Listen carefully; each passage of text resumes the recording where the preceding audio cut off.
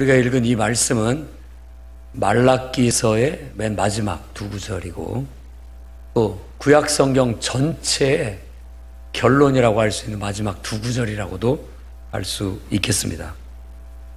그리고 마지막 단어는 좋지 않습니다. 우리 말에 번역된 저주라는 단어로 끝납니다. 원래 히브리어 단어는 저주라는 뜻을 갖고 있지는 않습니다. 헤렘이라는 단어인데 아마 헤렘이라는 말을 들어보신 사람이 있을지도 모르겠습니다. 어떤 드라마인가 영화 보니까 헤렘이라는 것이 나오는데 헤렘이라는 말은 주님께 바쳐진 것 이런 의미를 갖습니다. 그런데 왜 이걸 저주로 번역을 했느냐? 이건 하나님께 이렇게 바쳐졌다라는 것은 좋은 의미에서는 축복이지만 나쁜 의미에서는 저주가 되기 때문에 그렇습니다. 그러니까 하나님의 임함도 똑같아요. 하나님의 임함도 좋은 의미에서는 축복이지만 나쁜 의미에서는 큰일 난 거죠. 저주예요. 하나님이 임하셨다라는 건. 그래서 여기에서는 굉장히 지금 앞에 문장이 부정적인 의미이기 때문에 헤렘이라고 단어가 끝나는데 하나님이 임하셨으니까 이제 그 사람에게 큰일 난 일입니다. 그래서 저주라고 이렇게 번역을 하게 된 겁니다. 근데 마지막 이 두 구절에 두 사람이 언급되는데 한 사람은 모세고 또 한 사람은 선지자 엘리야입니다. 그러고 보니까 예수님이 산상 그 변화 갑자기 그냥 광채가 팍 나면서 헐몬산에 갔을 때 변화가 됐을 때 구름이 빽빽히 임하는 가운데 두 사람이 나타났는데 그 두 사람이 모세하고 엘리야입니다. 그러니까 구약 성경을 대표하는 사람을 두 사람 꼽으라면 한 사람은 모세고 한 사람은 엘리야라는 말입니다. 모세는 하나님의 말씀, 곧 율법을 받아서 이스라엘 백성에게 전해주고 가르친 사람. 모세의 대표적인 공적은 십계명과 율법을 받아서 이스라엘 백성에게 전달해 주는 거예요. 또 하나는 성막을 지어서 하나님을 예배하는 틀을 마련하는. 그러니까 모세는 하나님 말씀의 기초를 세운 사람이고 그 다음에 엘리야는 구약 성경에 나와 있는 선지자들의 대표입니다. 대표 선지자예요. 이 선지자들은 뭘 하느냐? 자, 모세의 율법이 기본적으로 하나님을 믿는 섬기는 사람이 어떻게 살아야 되는지 기본적인 가르침을 주는 토라. 가르침이라는 뜻입니다. 기본 가르침을 주는 거예요. 자, 하나님을 섬기는 사람들은 이렇게 살아라. 기초 교리를 가르치는 겁니다. 그리고 이제 살아봐. 해봐라는 거예요. 해보는데 잘못되게 나가고 어그러진 길로 나가면 그때 하나님이 선지자를 보내서 야, 그게 아니잖아. 모세가 가르친 말씀, 하나님의 말씀은 그게 아니야. 잘못돼서 바로잡아. 그래서 그들을 회개시키고 회복시키는 사역이 선지자의 사역입니다. 구약 성경을 바로 이 두 가지로 말할 수 있습니다. 하나님 말씀을 기초를 배우고 가르치고 배우고 그 다음에 그대로 살도록 이스라엘이라는 나라를 가나안 땅에다 딱 세워주고 실천하게 했던 겁니다. 실천하게 했던 거예요.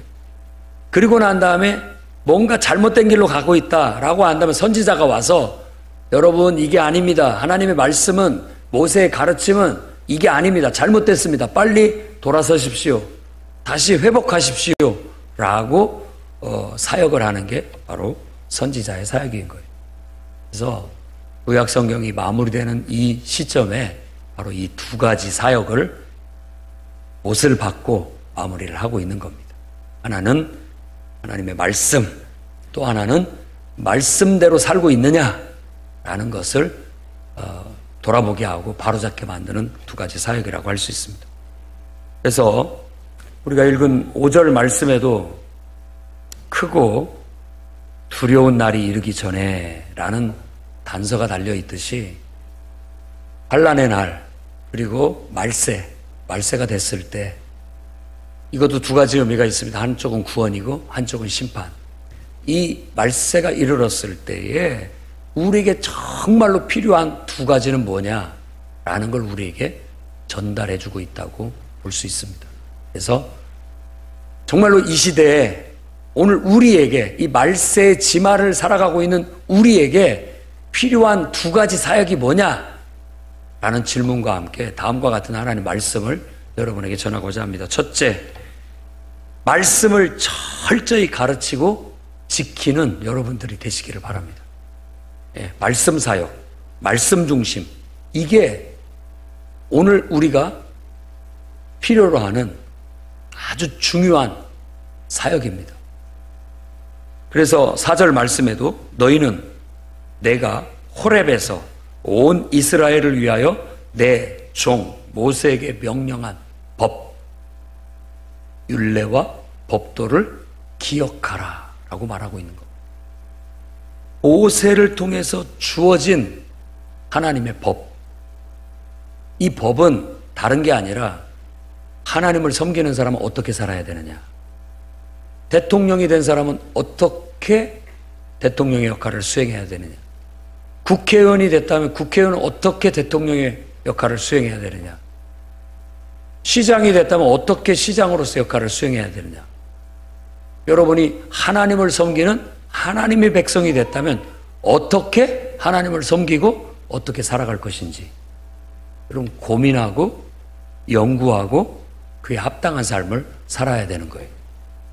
그럼 어떻게 하나님을 섬기는 사람은 어떻게 살아야 됩니까? 라고 질문을 할 때 그 질문에 답이 될 수 있는 하나님을 섬기는 사람은 적어도 이렇게 살아야 된다라는 것을 모세를 통해서 주어진 거예요. 그 대표적인 게 십계명이고 그 십계명의 정신을 따라서 각종 삶의 규칙들이 주어지게 된 겁니다. 그걸 우리가 모세의 율법이라고 말하는 겁니다.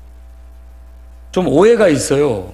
로마서 말씀에 예수 그리스도의 은혜에 비한다면 율법은 그 하위 개념이 되거든요. 그러다 보니까 율법은 아무것도 아닌 것처럼 그렇게 생각을 하는데 그렇지 않습니다. 율법은 적어도 모세를 통해서 주어졌을 때 하나님을 섬기는 사람은 이렇게 살아야 된다라는 기본기를 가르치는 거예요. 그러니까 그걸 배워야만 하나님을 섬기는 삶을 제대로 살 수 있는 겁니다. 여러분은 지금까지 신앙생활을 해오면서 나는 하나님을 섬기는 사람이지, 나는 하나님을 섬기기로 작정했어. 그렇다면 어떻게 살아야 되지? 라고 질문해 본 적이 있습니까? 내가 하나님을 섬기는데 내가 어떻게 하나님을 섬겨야 하나님을 잘 섬기는 거야? 라고 묻고 연구하고 더 잘 하나님을 섬기기 위해서 여러분들이 노력을 해봤냐 이 말이에요. 그렇게 노력을 해왔다면 여러분은 신실한 하나님의 백성이 돼 있을 겁니다. 하지만 그냥 무늬만 나 하나님을 섬기기로 했어 라고 하고 어떻게 하나님을 섬겨야 될지 고민하고 연구하고 그렇게 살려고 노력하지 않았다면 오늘 우리는 지금 그렇게 썩 하나님 백성답지 못한 그런 모습을 갖고 있을지도 모르겠습니다. 철저히 하나님 말씀의 기준으로 살아야 됩니다. 우리가 하나님을 어떻게 하면 기쁘게 할 수 있을까? 하나님을 어떻게 섬겨야 하나님이 기뻐하실까? 라는 걸 질문하면서 나아가는데 그러면 어떻게 해야 되느냐? 그건 내 생각도 아니고 여러분 생각도 아니고 하나님 말씀대로 살아야 된다라는 거예요. 교회 다니면서 신앙생활을 하고 하나님을 섬긴다고 하면서 여러분 내 생각대로 하나님을 섬기면서 잘하고 있다라고 생각하면 그건 착각입니다. 너 누군가가 그렇게 말했다고 해서 그 사람 말대로 내가 한다고 해서 하나님을 잘 섬기는 것도 아닙니다.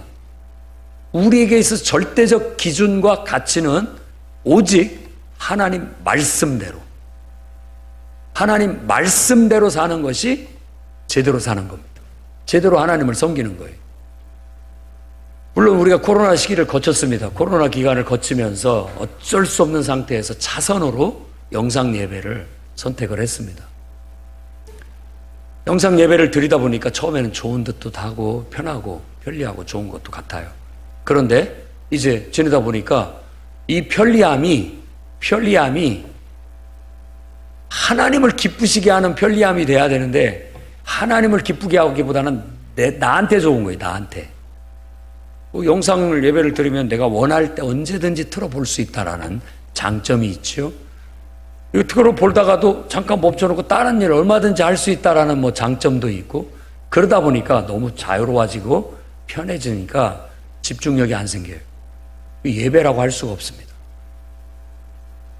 예배라고 할 수가 없는 거예요. 그냥 굶어 죽지 않기 위한 궁여지책은 될 수 있지만 진짜 하나님을 섬기는 사람으로서의 참된 예배는 안 된다는 거예요. 이 원리를 깨달으셔야 됩니다. 나의 편의에 맞춰서 하나님을 섬기는 게 아닙니다. 하나님의 말씀에 나를 맞출 때 진짜 하나님 말씀대로 예배하는 예배가 될 수 있습니다. 네. 아멘이십니까? 내 편의에 맞추고 내 생각에 맞추고 내 입장에 맞추게 된다면 처음에는 편리하고 좋은 것 같은데 자꾸만 하나님 말씀이라는 기준에서 멀어져 버리게 돼요. 그러니까 오늘 말씀에 우리가 읽지는 않았지만 이 말라기 4장에 나와 있는 지푸라기가 돼버립니다. 교만해져 버리는 거예요. 그리고 하나님 앞에 옳다 할 수가 없어요. 내 생각에는 좋을지 모르지만 하나님 말씀의 기준에 봤을 때는 옳지 않아요. 그리고 좋지도 않습니다. 유익하지도 않습니다. 그러다 보니까는 이제 나는 그리스도인이다, 하나님을 섬기는 사람이다 라는 무늬만 남고 그 안에 있는 알맹이는 쏙 빠져버리는 겉껍데기가 되는 거예요. 4장 1절에 말하고 있는 지푸라기는 빼짝 마른 풀이나 나무 가지를 말하는 겁니다. 생명이 없다는 뜻이고 그거 써먹을 때는 불쏘시개밖에 없다라는 그런 은유적인 의미를 가지고 있는 거예요. 여러분 신앙이 고착화돼서 마른 지푸라기 같이 되면 용광로 같은 불이 떨어지는 날, 용광로 같은 불의 날, 그날에 지푸라기는 싹 꼬실러져서 하나도 남는 게 없습니다. 우리 믿음이 말씀이라는 절대 기준과 가치를 쫓아가지 못하고 자꾸만 내 생각에 맞춰나가, 하나님 말씀을 각색해서 맞춰나가게 되면 지푸라기 같은 신앙으로 전락해버리고 맙니다. 그럼 그거 생명이 없어요. 은혜도 없고 능력도 없고 그거 나중에 천국 가려고 하나님이 이제 이 땅에 오셔서 온 세상을 심판하실 때 그런 믿음은 이게 완전히 꼬실라져 버릴 수 있다는 걸 아셔야 됩니다. 두려운 말씀이에요. 두려운 말씀이에요. 오늘 여러분들의 신앙을 말씀의 반석 위에 세우시기 바랍니다. 나한테 맞추어서 하나님 말씀이 딱 마음을 다하고 뜻을 다하고 힘을 다해 예배해라. 이번 부흥회 때 보니까 여러분들이 정말 그렇게 예배하더라고요. 예배를 위해서 휴가도 냈고 예배를 위해서 그 먼 곳의 직장에서도 여기까지 일찍이 끝내고 오고 또 새벽같이 출근하고 또 밤늦게 오고 정말 마음을 다하고 뜻을 다하고 힘을 다해 예배하는 걸 봤습니다. 여러분들이 하나님 앞에 헌신하고 헌금하는 것도 진짜 마음을 다하고 뜻을 다하고 힘을 다해 헌금하는 걸 봤습니다. 정말 예배가 그렇게 드려졌어요. 그런데 부흥회만 그러라는 말씀은 없습니다. 모든 예배가 매일같이 드려지는 모든 예배가 그렇듯 마음을 다하고 뜻을 다하고 힘을 다해 하나님을 예배하라는 게 하나님 말씀이에요. 여러분들이 마음을 다하고 뜻을 다하고 힘을 다해서 예배하는 게 집에서 핸드폰 영상을 보고 예배 드리는 것이라고 그렇게 믿어진다면 그 믿음대로 하십시오. 하나님 그 믿음을 받으실 겁니다. 하지만 이거 아니고 내가 현장에도 갈 수 있고 현장에 가서 내 목소리가 큰 소리로 마음을 다해서 찬양하고 정말 하나님 앞에 내 자신을 산 제물로 드리는 그 예배가 드릴 수 있는데도 불구하고 하지 않는 것은 힘을 다하는 거 아니죠. 힘을 다하는 게 아니지 않습니까? 그건 내 생각에 그냥 예배 드리는 것일 뿐이죠. 말씀의 기준으로 본다면 아닌 거잖아요. 이게 그것도 괜찮지 않습니까? 예, 괜찮습니다. 하지만 그런 정신으로 하나님을 섬기게 된다면 서서히 틈이 벌어지고 사탄이 그 이상으로 역사합니다. 그래서 언젠가는 이거 내가 구원받은 거 맞냐? 하나님이 계신 거 맞냐? 이게 믿는 것도 아니고 안 믿는 것도 아니고 이런 상태로 전락해버리게 되는 거예요. 오늘 이 말세를 사는 우리 성도들에게 정말로 이 구약성경 마지막에 못 박은 말씀, 모세를 통해서 주신 말씀대로 살아라. 기억하라. 이것은 소극적으로 생각하면 머릿속에 떠올리고 잊어버리지 말라는 말과 같은데, 이 기억하라는 말은 더 적극적으로 보면 잊어먹지 않기 위해서 계속 가르쳐야 될 거 아닙니까? 가르쳐야 되고, 또 그 가르친 것을 실천해서 몸에 배이게 만들어서 잊지 않게 해야 될 거 아닙니까? 그러니까 적극적으로 하나님의 말씀을 기억하라는 말은 적극적으로 가르치고 실천하라는 하나님 뜻이에요. 오늘 처음 찬양 불렀던 찬양 가사가 아주 정말 성경적이고 말씀에 와닿습니다. 성도는 믿음으로 살고, 성도는 말씀으로 삽니다.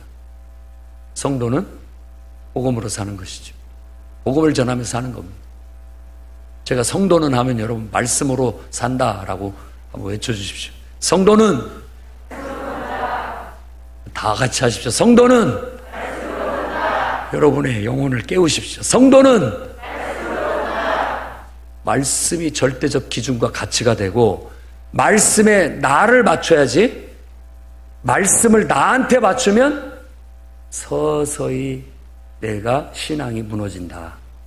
이렇게 하시면 됩니다. 내 몸이 오늘 피곤하니까 오늘은 영상으로 예배드려야 되겠다. 그럴 수 있죠. 얼마든지 그럴 수 있는 생각이 들잖아요. 내 생각입니다. 내 생각이. 내 몸이 이렇게 피곤하지만 나는 예배당에 가서 죽을란다. 내가 죽어도 나 예배당 가서 죽을란다. 난 그렇게 하나님을 예배하고 사랑한다. 할 수 있지 않습니까? 뭐가 하나님을 공경하는 거고 뭐가 하나님을 경외하는 겁니까? 오늘은 기분도 그렇고 마음도 그렇고 몸도 그러니까 그냥 영상으로 예배 드리겠습니다. 그건 내 생각인 거예요. 하나님의 말씀을 내 생각으로 바꿔버린 거예요.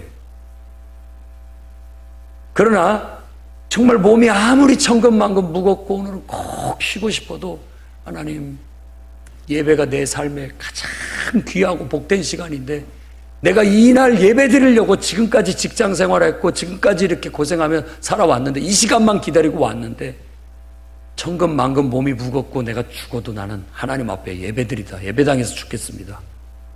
이건 하나님 말씀에 나를 맞추는 거예요. 그게 오늘날 필요한 신앙인 거예요. 말씀의 기준을 잡으십시오. 말씀의 중심을 갖고 살아가야 됩니다. 말라기서는 마지막 성경인데 6가지 예언의 말씀을 줘요. 근데 그 3가지는 하나님을 믿는 하나님의 백성, 그러니까 오늘 말씀에서 아들의 마음을 아버지에게로, 아버지의 마음을 아들에게로 이렇게 전달한다라고 그렇게 얘기하는데, 그러니까 하나님 백성 입장에서, 하나님을 믿는 성도 입장에서 하나님에 대해서 불평과 원망을 쏟아내는 질문이 3개 나옵니다. 맨 첫 번째, 하나님 정말 우리 사랑하시는 거 맞습니까? 라는 질문으로 하나님 앞에 가서 따지는 거예요. 하나님이 에서는 미워했고 내가 야곱은 사랑했다. 내가 너희들을 사랑하는 건 변함없다. 난 너희들 사랑한다. 너희들한테 내가 벌을 내릴지라도 내가 너희들을 사랑한다. 그러니까 우리에게 요구하는 건, 하나님이 내게 벌을 내리시고 진노하실 때라도 하나님의 선하심을 의심하지 말아야 되고, 하나님의 사랑을 의심하지 말고 그분을 사랑해야 된다는 걸 가르치는 거죠. 2번째, 하나님에 대해서 말로써 하나님 마음을 고통스럽게 했던, 하나님 마음을 회백한 성도들의, 믿음의 사람들의 말이 뭐냐? 왜 악인을 벌하시지 않습니까? 왜 저 악한 자들을 그냥 보고만 계신단 말입니까? 하나님, 정의의 하나님이 어디 계십니까 도대체? 라고 하는 말이에요. 하나님께서 고개를 끄덕거리면서 알겠다. 때가 되면 내가 갑작스럽게 임하여서 그들을 심판하겠다. 됐냐? 라고 말씀하십니다. 세 번째, 하나님을 대적하여 믿는 자들이 하는 말이 있습니다. 그러니까 우리 입장에서 하나님 앞에 하는 말이에요. 하나님 우리 정말 사랑하십니까? 하나님 우리를 사랑하신다면 왜 악한 저들을 벌하지 않습니까? 세 번째 말은 하나님을 경외하고 하나님을 섬기고 예배하고 하나님 말씀대로 살면서 이렇게 죽도록 고생하는 우리에게 도대체 유익이 뭐가 있습니까? 라고 하는 말이에요. 그 말에 대해서 하나님은 너희가 말로 나를 대적하고 있다라고 그렇게 말합니다. 하나님을 예배하고 하나님 말씀대로 철저히 살면서 이 고생을 하고 있는데 제게 돌아오는 유익이 도대체 뭡니까? 라고 말할 때 하나님께서 알겠다. 때가 되면 의인과 악인을 구분할 것이고 너희를 나의 소유로 삼고 내가 너희들에게 보상을 주겠다. 너희는 떠오르는 해처럼 치료하는 광선을 바라게 될 것이다. 외양간에 갇혀있던 송아지가 풀려나서 그냥 망아지가 기쁘게 펄짝펄짝 뛰면서 마음대로 기쁘게 돌아다니는 것처럼 그런 기쁨을 내가 너에게 주겠다라고 말했어요. 이게 우리 인간이 하나님 앞에 가서 따지는 말이었고 하나님의 답변이었습니다. 그 다음에 또 나머지 세 개는요, 그러면 나도 말 좀 하자. 그러니까 이제 아버지의 마음을 자식에게, 자식의 말을 들었잖아요. 그리고 그에 답변을 줬단 말이에요. 그럼 아버지도 자식이 와서 아버지 나한테 나를 사랑하십니까? 여러 가지 따지고 다 답변을 했어요. 그러면 나도 아버지로서 말 좀 하자. 자, 너희가 나를 공경한다, 나를 경외한다 하는데 한번 보자. 너희의 더러운 떡과 눈먼 희생제사로 내 앞에 가져오지 않았느냐? 그거 하나인들 받겠느냐? 그걸 너희가 사랑하는 세상의 총리한테 갖다 바쳐봐라. 바칠 수 있겠느냐? 저는 것, 병든 것으로 내 앞에 가져오고 내 앞에 하나님 앞에 예배하는 것을 귀찮아하고 그리고 코웃음 치면서 비웃었지 않았느냐? 하나님도 할 말이 있어요. 여러분 예배 똑바로 드리고 있습니까? 마음을 다하고 뜻을 다하고 힘을 다해 하나님을 최고로 생각하고 정말 예배에 초점을 맞추고 나머지 삶은 부수적인 삶이다. 예배 드리기 위해서 나는 일주일을 사는 거예요. 하나님이 내 인생의 최고의 중심이에요. 살아도 주를 위하여 죽어도 주를 위하여 사나 죽으나 나 주님의 것이다. 너희 자신을 하나님 앞에 거룩한 산 제사로 드리라. 하나님이 기뻐하시고 선하시고 온전하게 여기시는 뜻을 쫓아 살아라. 모든 하나님의 엄위하신 말씀을 따라 우리가 그 말씀의 기준을 따라 살아야 되는데, 그래 하나님 앞에서 따질 것도 많고 하나님 앞에 와서 요구할 것도 많은데 하나님도 할 말은 해야 되겠다. 너희가 나를 예배하는데 정말 예배를 귀찮아하고 예배 드리는 것을 정성을 다하지 않고 하찮하게 여기고 정말로 소중한 것들은 다 자기를 위해서 다 쓰고 남은 찌꺼기 같은 거 가지고 와서 하나님 앞에 예배 드린다라고 하고 있는데 너 같으면 그거 받겠느냐? 라고 말하는 겁니다. 그게 하나님의 마음이에요. 오늘 그 하나님의 마음을 여러분들이 헤아리시기를 바랍니다. 정말 여러분 자신을 위해서는 좋은 시간들, 정말 귀중한 것들 다 갖다 쓰시잖아요. 그리고 하나님을 예배할 때는 뭘로 하나님을 예배합니까? 남은 잉여? 남은 시간? 남은 물질? 그것 조금 가져와서 생색내듯이 하나님을 예배한다면 하나님 그거 기뻐하겠느냐? 하나님 하실 말씀을 하신 겁니다. 두 번째 하나님이 또 하실 말씀을 하십니다. 자, 너희 하나님의 모세 율법 말씀을 가르치는 제사장들, 너희들이 하나님 말씀 가르치라고 했더니 사람 얼굴 보고 하나님 말씀을 적당히 가르치는 너희들, 응? 그런 줄 알아라 라고 말씀하십니다. 그리고 그 제사장의 입에서 나오는 하나님 말씀을 들으려고 와가지고 하나님 말씀은 안 듣고 하나님 말씀을 안 듣고 그 말씀대로 실천하지 않는 너희 백성들, 너희들 봐라. 하나님과의 약속을 하찮게 여기고 하나님 말씀을 하찮게 여기고 가르칠 때도 하나님 말씀을 있는 그대로 가르쳐야 되는데 사람 얼굴 봐가면서 적당하게 가르치고 또 하나님의 말씀을 하나님 말씀으로 들어야 되는데 하나님 말씀으로 안 듣고 인간의 소리로 들어가지고 저 목사가 나 들으라고 하는 소리 사람의 소리로 듣고 시험에 들거나 또 그냥 무슨 어디 명강연이나 들으러 온 사람처럼 오늘 또 명강연 하나 들었다 좋은 말씀 하나 들었다라고 머리만 키우고 나아가서 행함이 없고 실천함이 없게 된다면 그거 다 뭐하는 짓이냐 라고 말하는 거예요. 하나님께서 그걸 말씀하시는 겁니다. 너희가 내 말을 전하는 자도 그 말을 듣고 행하는 자도 다 하찮게 여기고 말씀을 버렸다라고 책망하시는 겁니다. 오늘 그 말이 하나님의 정말 여러분을 향한 하나님의 진심이라는 걸 아셔야 돼요. 세 번째 말이 뭐냐? 하나님도 나도 너희한테 좀 할 말 좀 하자. 너희들이 다 내 것 도둑질하며 살고 있다. 도둑질하며 살고 있다.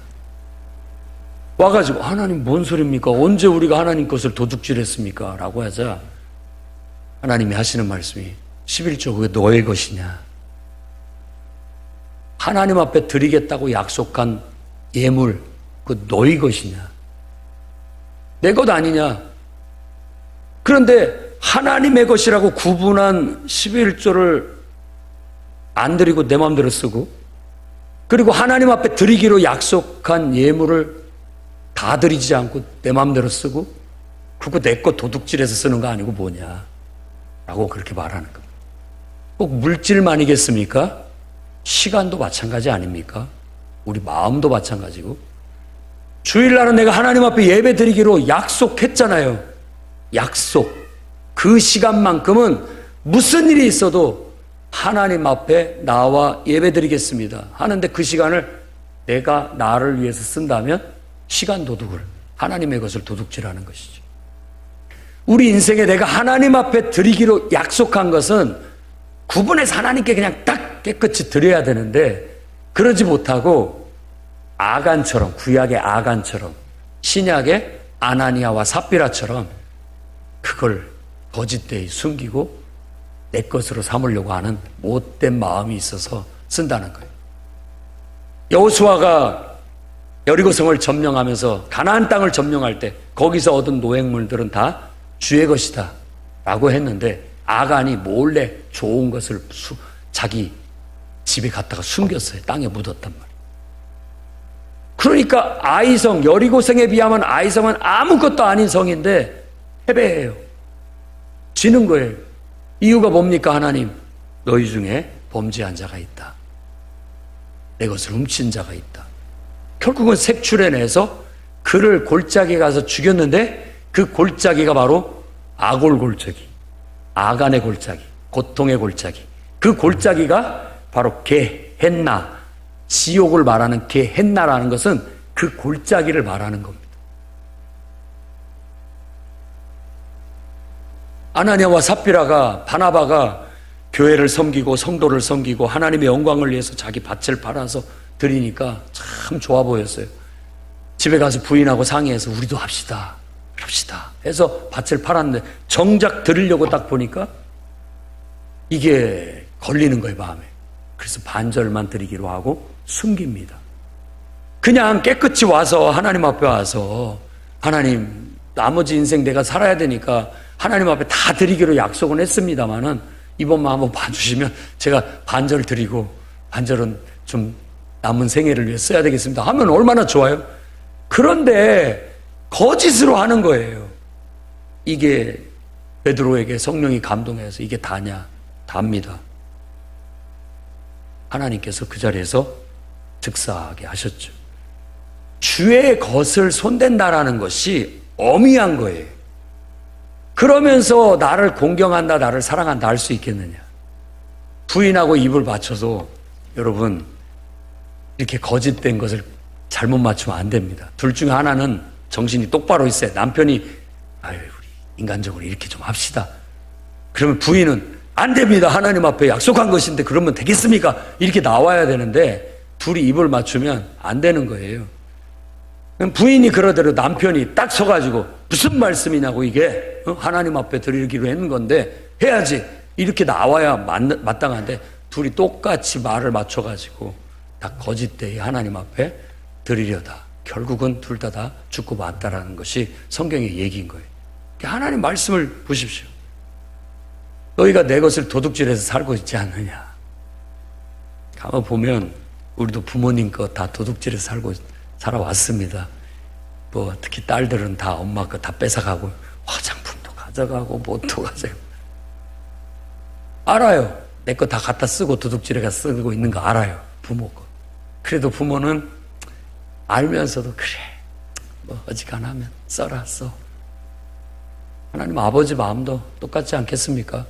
하지만 너희가 나에 대해서 불만을 얘기하고 나에 대해서 이렇게 말한다면 나도 할 말은 있다라는 게 말라기 이 주의 사자의 말인 겁니다. 하나님 마음을 한번 읊어보십시오. 좀 이해해 보시라고요. 우리가 정말 하나님 말씀대로 철저히 살지 않는다면 평화 시기에 그냥 아무 일도 없을 때는 괜찮아요. 표시가 안 납니다. 그러나 크고 두려운 날이 임하면 조금 환난이 닥치고 어려움이 닥치고 문제가 터지면 그런 사람은 지푸라기 벗장 아무 능력도 발휘하지 못하고 싹 꼬질러져 없어져 버린다니까요. 그러나 우리가 정금과 같은 그런 신앙을 갖고 있다면 불이 우리에게 크고 두려운 날 용광로 같은 불이 임해도 끄떡없어요. 오히려 우리 안에 불순물만 제거될 뿐이죠. 우리는 끄떡없이 남습니다. 오히려 우리의 빛은 떠오르는 태양처럼 빛나게 될 거예요. 오히려 더 빛이 나게 된다니까요. 환난 속에서 어려움 속에서 말세에 더욱더 빛나는 믿음은 다른 거 없어요. 내 생각 잘난 체 하지 마시고 정말 내가 봤을 때 이게 더 합리적이고 더 편리하고 좋을 것 같은데 여러분 교만 떨지 마십시오. 하나님 말씀대로 하는 게 최고입니다. 나한테 갖다 말씀을 각색해서 맞추는 게 아니라 내가 하나님 말씀에 맞춰지는 것, 그게 정금과 같은 신앙이 되는 거예요. 그래야 이 마지막 때 여러분들이 살아남을 수 있어요. 마지막 때 하나님의 백성으로 알곡으로 남을 수 있다고요.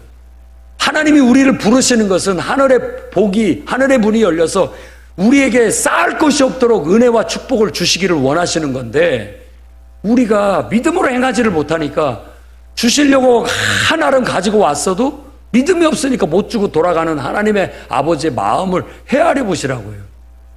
준비가 안 됐구나. 이래가지고 줘봤자 해만 될 뿐 유익이 안 되겠구나. 우리는 왜 안 주십니까? 왜 우리한테 유익을 안 주십니까? 라고 말하지만 그거 주면 당장은 달콤하고 좋을지 모르겠지만 너한테는 해밖에 안 된다. 그래 안 주시고 가져가 버리는 거예요. 그러니 우리가 이런 신앙과 이런 삶을 살아서 되겠느냐 이거. 빨리 깨져야 되는 거예요. 순전한 하나님 말씀의 토대 위에 말씀에 여러분을 맞춰 가십시오. 제발 말씀에 여러분을 맞춰가라. 불편해도 내가 하기 싫어도 하나님 말씀 따라가는 것이지 말씀이 있는데도 주어졌는데도 불구하고 내가 내 생각대로 하기 싫으니까 내 생각에 내키지 않으니까 내 형편에 상황이 안 좋으니까 그거에 따라서 다 변개해버리게 된다면 어디에서 믿음이 나오고 어디에서 은혜가 나오고 어디에서 축복이 나온단 말입니까? 제발 여러분들의 정말 신앙을 다시 세우시기를 바랍니다. 말씀의 토대 위에 다시 세우십시오. 그래야 떠오르는 해처럼 빛을 발할 수 있습니다. 그래야 여러분 외양간에서 나온 송아지처럼 기쁘고 복된 삶을 살 수 있습니다. 여러분이 말씀의 토대에 철저히 가르치는 자는 말씀대로 제대로 가르치고 또 배우는 사람은 하나님 말씀으로만 듣고 그 말씀대로 철저히 여러분을 맞춰 살아가시기를 주의 이름으로 축원합니다. 두 번째로는 선지자 엘리야의 사역인데 회개와 회복의 사역에 힘쓰는 저와 여러분이 되기를 바랍니다. 선지자 엘리야는 아합 왕 시대 때 이세벨이 바로 바알 숭배자의 나라에서 데려온 공주예요. 북쪽에서 데려온, 시돈에서 데려온. 그러니까 완전히 이스라엘을 바알 숭배 단체로 만들어버렸어요. 여호와 하나님을 믿는 정체성으로 태어난 세워진 국가가 어느 순간 보니까 왕후가 잘못 들어와가지고 완전히 우상 숭배의 나라로 바꿔버린 거예요.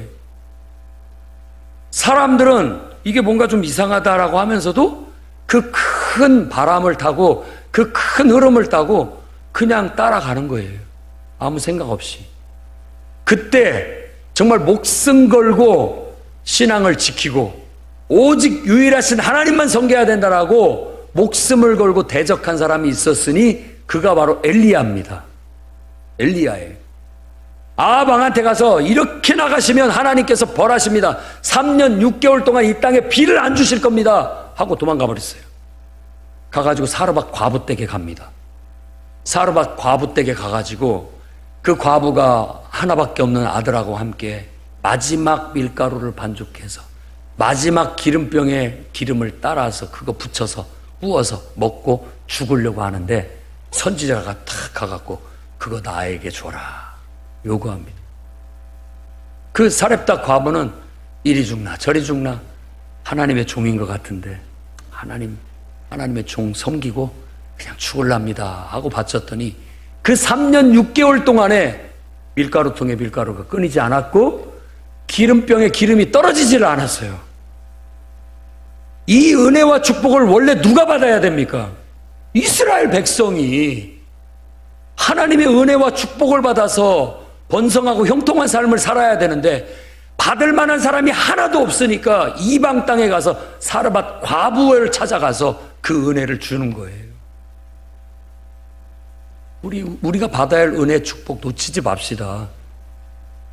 원래 하나님께서 우리를 부르셨을 때 그 은혜와 축복을 받고 살라고 우리를 불렀는데 우리가 하나님 앞에 말씀에 맞춰서 나가지를 못하고 믿음으로 행하지를 못하니까 줄 수가 없으니까 오히려 얘네들한테 좀 시기 나도록 질투 나도록 안 믿는 이방인한테 가서 그 복을 줘버리는 거예요. 빼앗겼잖아요. 빼앗겼다고요. 빼앗기면서 우리 살지 맙시다. 어? 하나님께서 주시고자 하시는 복은 당연히 내가 받아야죠. 그 은혜는 내가 받아야죠. 그래서 하나님 백성답게 떠오르는 해처럼 치료하는 광선을 바라면서 영광스럽게 살아야 될 거 아니에요. 하나님의 영광을 드러내면서 그러라고 우리를 불러주셨고 하나님의 자녀 삼아주셨는데 왜 우리가 믿음이 없어? 하나님 말씀대로 행하지를 못해? 어? 엉뚱하게도 하나님 대신에 우상들을 우리 안에 끼어들여가지고 하나님보다 더 귀하게 여기고 예배보다 더 귀하게 여기는 것들 천지로 살아간단 말입니까? 은혜를 주고 싶어도 복을 주고 싶어도 줄 수가 없다. 왜? 너에게 해가 될까 봐. 너희들을 깨우치기 위해서 나는 저 이방인한테 내가 복을 주겠다.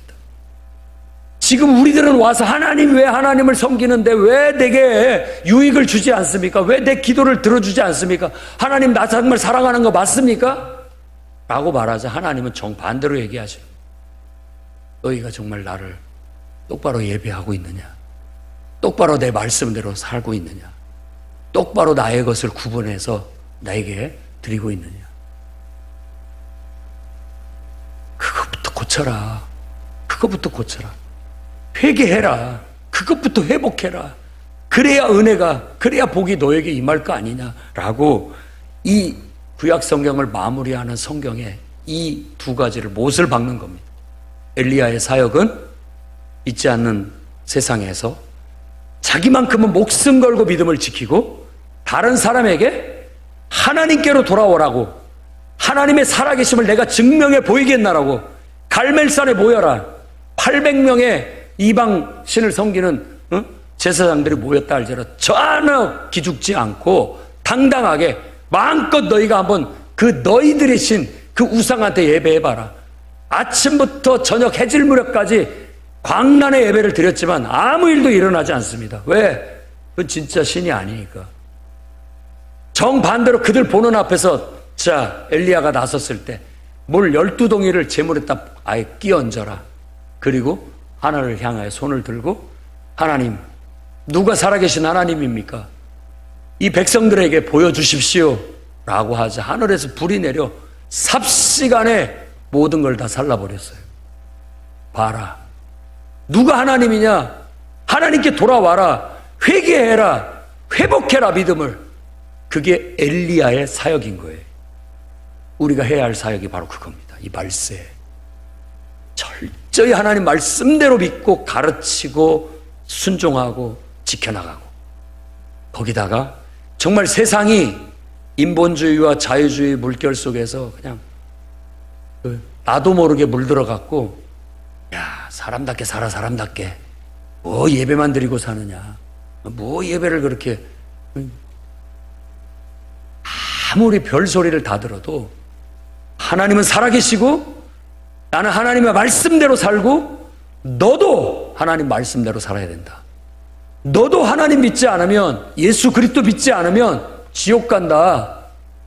지금 내 말을 듣고 회개하고 구원받으라 라고 말할 수 있는 엘리야의 사역을 해야 된다는 거예요. 여러분 좀 배짱이 있어야 됩니다. 믿는 사람들. 예수 믿는 것을 부끄러워하지 마십시오. 당당하게 나타내고 사십시오. 전도하는 거 절대 부끄러운 일이 아니고 성경의 말씀처럼 선한 일을 하는 겁니다. 세상을 위해서 봉사하는 거고, 정말 복의 통로가 돼서 여러분들이 나가는 일이에요. 여러분에게 만남을 주신 사람들, 한 사람 한 사람들 다 하나님께서 여러분을 위해서 주셨지만, 사실은 여러분을 통해서 하나님이 알려지고 하나님의 구원의 진리가 전해지고 구원받게 하려고 만나게 해주신 거라고 믿으셔야 됩니다. 그냥 붙여주신 게 아니에요. 여러분의 배우자, 여러분의 자녀 그냥 주신 게 아니에요. 여러분을 통해서 구원받게 하려고. 제 아내는 복 받았죠. 저하고 결혼하면서 거의 99.9% 구원 받을 수 있습니다. 여러분을 만나면 다 복 받은 거예요. 왜? 하나님이 여러분을 복의 통로로, 하나님의 은혜와 통로로, 축복의 통로로, 구원의 통로로 여러분을 주셨으니까 여러분을 만난 사람은 복이죠. 그러니까 긍지와 자부심을 가지고 엘리야처럼 행동하시라고요. 붙어보자. 누가 하나님이냐? 말씀으로 진리로 따져보자. 뭐가 진리냐? 당당하게. 설령 그 사람들이 나를 싫어해서 이세벨이 나를 죽이려고 할지라도 나는 진리를 전하다 죽겠다라는 마음으로 나아가셔야 되는 게 엘리야의 사역인 거예요. 신약 성경의 복음서에는 바로 침례 요한이 이와 같은 사람이었다라고 인정합니다. 약대 털옷을 입고 이스라엘 백성들이 나는 아브라함의 자손이니라고 하면서 아니라고 게을러 터진 믿음도 아닌 믿음을 갖고 신앙생활을 하고 있을 때, 회개하라 이 독사의 자식들아, 누가 너희 보고 아브라함의 자손이라고 하더냐. 누구든지 회개하지 않으면 이미 도끼가 나무 뿌리에 놓였으니 다 찍혀서 불에 던져질 것이다. 그 말을 듣고 회개한 사람들이 와서 요한에게 침례를 받고 하나님 앞에 바로 선 거예요. 그게 바로 주의 길을 예비하는 사역이었던 거예요. 그건 바로 엘리야의 사역이었던 거예요. 오늘날 우리 성도들과 교회가 힘써야 할 사역이 바로 그겁니다. 여러분이 만일 나도 이제 나 예수 믿는 사람이니까 천국 가겠지, 아니라고 게으르고 나태하게 신앙생활 하지 마십시오. 도끼가 나무 뿌리에 놓였다라는 걸 기억하십시오. 누구든지 열매 맺지 않은 나무는 찍혀서 불에 던져질 것이라는 말씀도 기억하시고 신앙을 회복하십시오. 회개하고 회복하시라고요. 그리고 당당하게 나아가서 여러분들도 엘리야처럼 목숨 걸고 우상과 싸우고 비진리와 싸우고 하나님은 살아계시다, 예수님 외에 구원자가 없다 라고 외치는 여러분들이 되셔야 됩니다. 그래야 됩니다. 이번 부흥회를 통해서 하나님께서 우리에게 큰 은혜를 주셨고 많은 사람들이 은혜를 회복하고 믿음에 섰어요. 이제 믿음에 섰다면 여러분들이 이 시대의 엘리야입니다. 갈멜산으로 와라, 한번 붙어보자. 당당하게 나아가십시오. 누가 하나님이냐, 누가 구원자냐 따져보자. 회개하고 하나님 앞에 돌아와라. 구원의 복음을 전할 수 있는 여러분이 되기를 바랍니다. 이번에 전도 대상자 적어내라고 하는데 다들 적어내셨습니다. 어떤 분은 봉투가 모질랄 정도로 많이 적어내신 분도 있어요.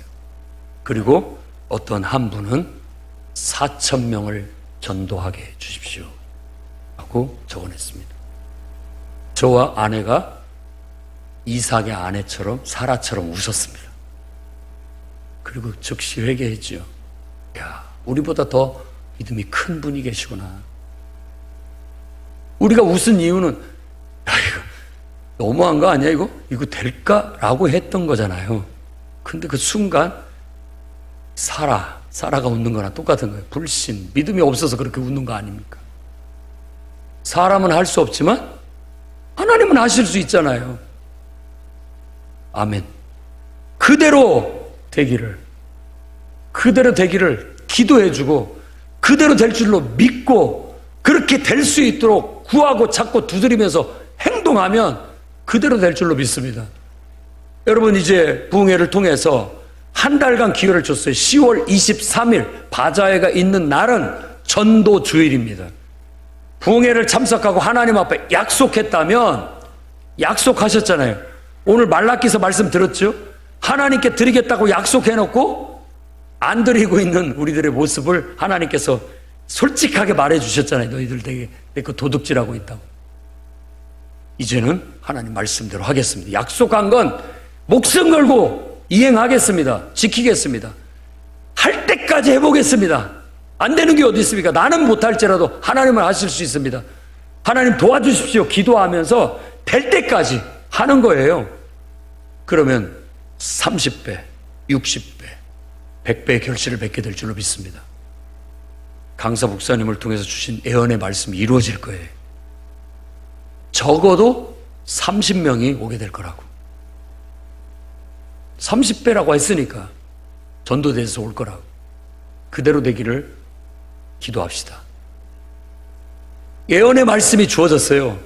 충청권에서 충청권을 주무를 수 있는, 좌지우지할 수 있는 재력가가 나올 거라고. 2-3명 나올 거라고. 사라처럼 웃지 마시고 아멘 아멘, 내 자식이 되게 해달라고 아멘 아멘 그렇게 하셔야죠. 사라처럼 비웃고 웃고만 고웃음치고만 있지 마시고. 예언은, 말씀은 그대로 되는 겁니다. 그대로 되는 거예요. 말씀의 능력이 그대로 되는 거예요. 우리가 하나님의 말씀의 능력을 한번 경험해 봅시다. 말씀을 믿고 말씀대로 나아가는 철저한 신앙이 이 마지막 때 우리에게 잘 박힌 못처럼 절대적으로 필요한 신앙이고 사역입니다.